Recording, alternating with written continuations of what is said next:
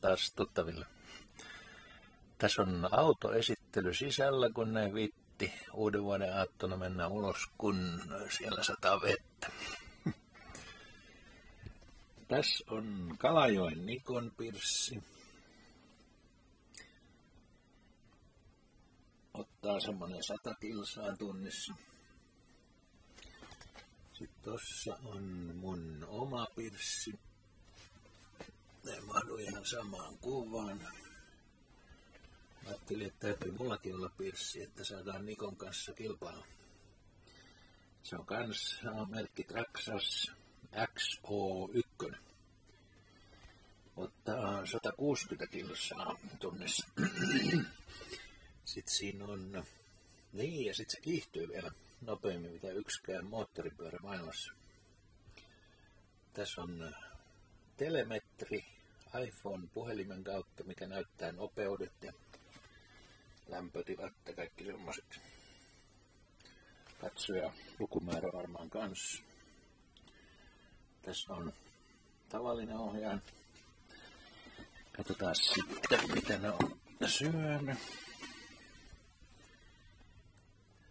Tässä on kovasti tuommoista komposiitti.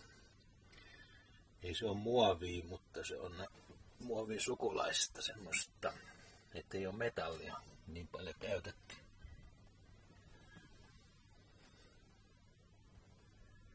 Se on valittu niin kuin parhaaksi tommoseksi autoksi Amerikassa. Katsotaan sitten mitä täällä on syönyt. Tässä on kovasti jyrsitty alumiini. Täällä on, tuo on monimutkainen palaoho.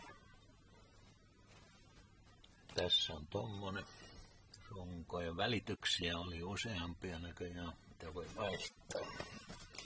211 voltin akkua, se on tosi painava. Umpinaiset renkaat ja alumiinipohja tuolla kokonaan. Se jäähdyttää kans hommia.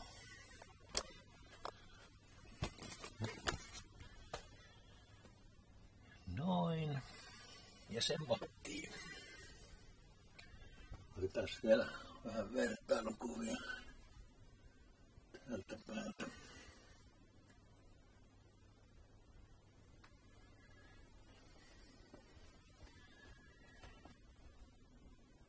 Joo, semmotti. Hyvää jatkoa kaikille tuttaville ja sukulaisille ja sillä viisiin.